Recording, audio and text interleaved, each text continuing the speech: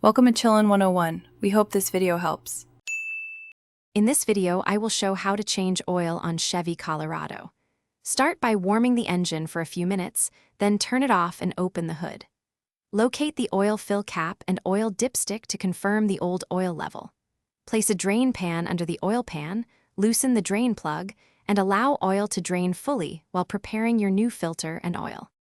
After draining, inspect the drain plug and washer, then install a new oil filter hand-tight plus a quarter turn using a wrench if needed.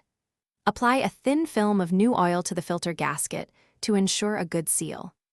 Reinstall and tighten the drain plug to prevent leaks, and clean the area before moving to refill the engine with fresh oil and check the dipstick level. Pour the recommended oil grade and quantity into the fill neck slowly to avoid overfilling, then securely replace the oil cap.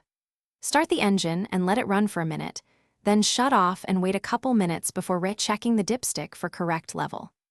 Inspect for leaks under the truck, tighten as needed, and take used oil and filter to recycling to protect the environment and keep. Thanks for watching. Consider subscribing if we helped you.